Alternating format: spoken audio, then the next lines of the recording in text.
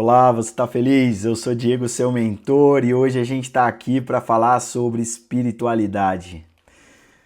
Sabe, eu tenho uma palavra para você, você que é cristão, eu já disse isso aqui, né? Eu gosto muito de trazer uma reflexão sobre a Bíblia, né? Sobre os textos que ela traz. E hoje eu estou aqui para falar para você que está um pouco desanimado, triste, cansado. Talvez você tenha vivido anos aí na luta, né? Tentando de fato se manter fiel, firme ali, andando segundo aquilo que a Bíblia diz, o que Deus pede para você como filho. E muitas vezes a gente cansa, muitas vezes a gente não aguenta mais, a gente fica preocupado, cansado e fala: poxa vida, não tá valendo de nada, eu não quero mais, eu não aguento mais. Hoje eu queria trazer uma reflexão muito boa com você. Por quê? Porque a Bíblia, ela responde essas questões, essas situações que você está passando. Eu já passei por dias difíceis, já disse isso aqui várias vezes, mas nos momentos mais difíceis que eu passei, o que me dava esperança e o que fortalecia o meu coração era saber que o Senhor estava comigo. E muitas vezes as pessoas, elas não, no momento de angústia, de aflição, elas nem sempre se lembram disso. Mas eu queria ler um texto contigo, um texto muito bom que eu gosto, está lá em Romanos.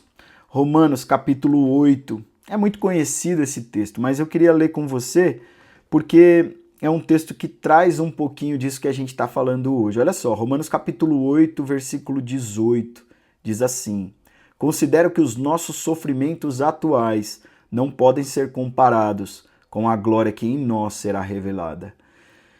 Sabe, esse versículo é muito bom porque ele fala de uma glória futura e ele fala sobre uma glória que será revelada em nós. A glória que você vai viver tem a ver com aquilo que vai ser revelado em você. E nem sempre as pessoas entendem isso. Olha outro texto que fica melhor de você entender, que fica até mais claro do que eu dizendo, né?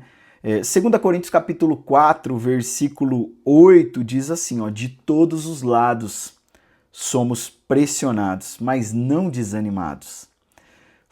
Ficamos perplexos, mas não desesperados. Somos perseguidos, mas não abandonados, abatidos, mas não destruídos. Trazemos sempre em nosso corpo o morrer de Jesus, para que a vida de Jesus também seja revelada em nosso corpo. Pois nós que vivemos, que estamos vivos, sempre somos entregues à morte por amor a Jesus, para que a sua vida também se manifeste em nosso corpo mortal. De modo em que em nós a tua morte, mas em vocês a vida. Jesus está sendo revelado em você, em todos os seus sofrimentos. E muitas vezes a gente está esperando uma glória que há de vir, uma glória futura. E às vezes as pessoas, elas infelizmente vivem tristes ou desamparadas e nesses momentos difíceis elas não sabem talvez para onde correr e elas só dizem: olha, eu não vejo a hora de Jesus voltar e eu poder ir para o céu, estar na glória, porque lá tudo será perfeito e maravilhoso. Jesus, ele traz um texto muito bom dizendo o seguinte, né? Ele diz assim: vocês terão aflição no mundo. Não adianta vocês irem para outro lugar ou tentarem outras coisas. No mundo tereis aflições. Tem de bom ânimo, pois eu venci o mundo. Sabe o que isso quer dizer? Quer dizer que Jesus venceu o mundo e a morte. E ele disse que a gente não teria como fugir das aflições e dos problemas, das angústias. Faz parte do jugo, né? Faz parte da vida. Qual é o segredo para você viver com tudo isso? É entender que Jesus precisa ser revelado em nós para que as pessoas vejam ele nos nossos sofrimentos. Eu lembro dos dias mais difíceis que a gente passou no hospital e às vezes a gente tinha dias realmente pesadíssimos assim. E uma das coisas que nós percebemos é que mesmo em meio a todo aquele sofrimento, as pessoas viam Deus agindo ali conosco. As pessoas viam Jesus em nossa vida. Porque nós passamos por tudo isso e eram aflições e dores. A gente estava sendo pressionado, a gente estava sendo praticamente abandonado ali. E a gente falou: poxa vida, né? mas em todos os momentos nós percebemos que Deus estava conosco e que as pessoas viam que nossa vida era um reflexo do que Deus pode fazer, dos grandes milagres e das grandes coisas. Então, você está passando por angústias, aflições, dificuldades e não entende o porquê. Primeiro eu queria dizer para você o seguinte: não espere uma glória futura que lá no final vai ficar tudo bem, lá no final as pessoas vão ver Deus, né, e Jesus, e ele voltará. Você precisa entender que Jesus está sendo revelado na sua vida agora. O reino será trazido a essa terra agora. Então, quer dizer que nos sofrimentos e nas angústias, Deus vai ser revelado através da sua vida. Sabe por quê? Olha só. Tem um outro texto que eu gosto muito, Efésios 4:13. Olha o que diz lá em Efésios 4:13. Muitos cristãos entendem e imaginam que a vida cristã é passar pelos sofrimentos aqui na terra, suportar, segurar o máximo possível e esperar até a volta de Jesus, porque lá no céu vai ser tudo perfeito. Veja, Efésios 4:3 vai dizer qual é o objetivo do cristão, ou para que nós estamos aqui, ou o que a gente deve buscar nessa terra. Muitas pessoas se confundem. O cristão ele não tem o objetivo só de ir para o céu. Não foi para isso que você foi salvo. Você foi salvo para manifestar nessa terra o amor de Deus, o amor do Pai, o Filho Jesus Cristo que morreu na cruz por muitos, né? Por todos, mas aqueles que aceitam e recebem. E esse é o objetivo seu como cristão. Não esperar a glória futura e falar, não, lá no céu será tudo maravilhoso, eu não vou ter sofrimento. Olha o que diz Efésios 4:13, que eu gosto demais desse texto. Até que todos alcancemos a unidade da fé e do conhecimento do Filho de Deus e cheguemos à maturidade, atingindo a medida da plenitude de Cristo. Esse texto, a sequência dele é falando sobre a igreja, qual é o objetivo dela, o que ela está aqui para fazer.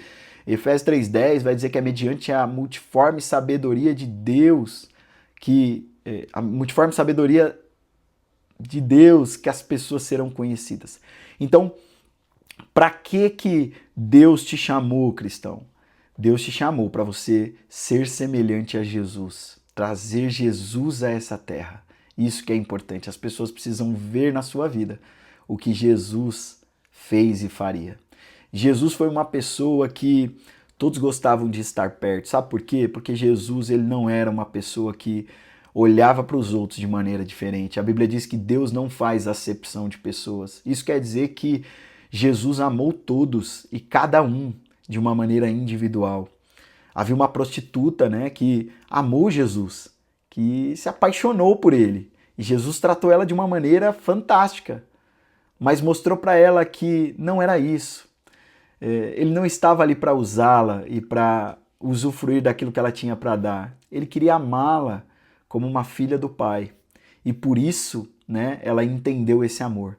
E de fato, né, ela fez de tudo ali na vida dela para trazer esse amor de Jesus para as outras pessoas. Os discípulos foram a mesma coisa. Pedro foi amado quando ele traiu Jesus. Sabe? Tomé, ele não acredita e Jesus mostra para ele e diz, olha, tá aqui. Jesus, ele tratava as pessoas de uma maneira fantástica. E é assim que você precisa trazer o reino para essa terra. As pessoas precisam ver em você, Jesus. Não seja um cristão que rejeita as pessoas, que trata elas de maneira diferente.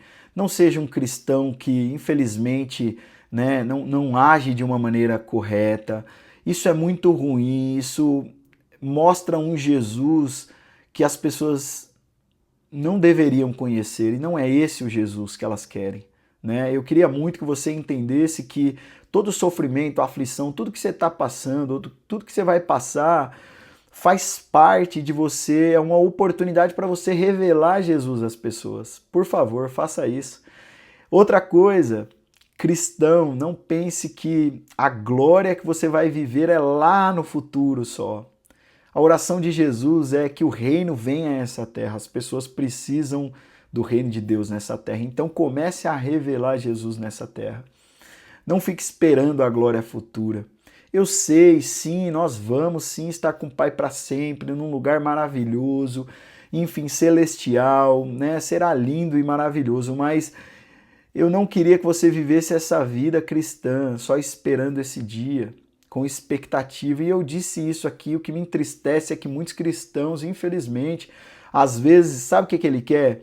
Ele quer olhar para aquele dia no qual Jesus, né, voltará e as pessoas que não aceitaram, ele quer olhar e dizer, tá vendo, eu falei, um olhar julgador, um olhar de, sabe, de superioridade. Jesus não era desse jeito. Jesus critica os religiosos da época porque eles traziam uma religião tão acima daquilo que as pessoas poderiam entregar, que Jesus diz, você afasta eles do Pai.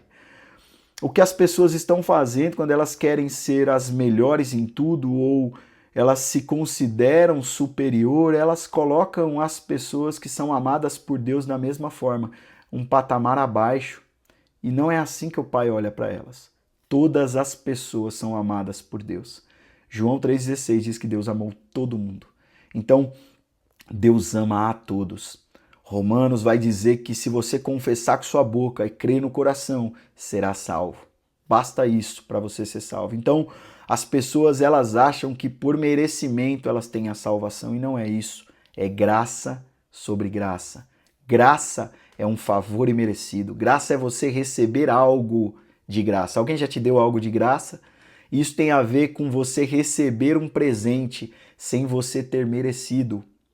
Jesus se entregou na cruz, morreu por você, e é isso que te dá o acesso ao Pai, e é isso que te dá a salvação que você tanto quer.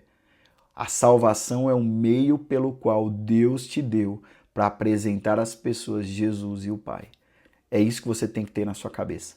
Fechou? Quero muito que você guarde isso no seu coração com muito amor e carinho. E eu queria encerrar dizendo que em Colossenses diz que Cristo em nós é a esperança da glória.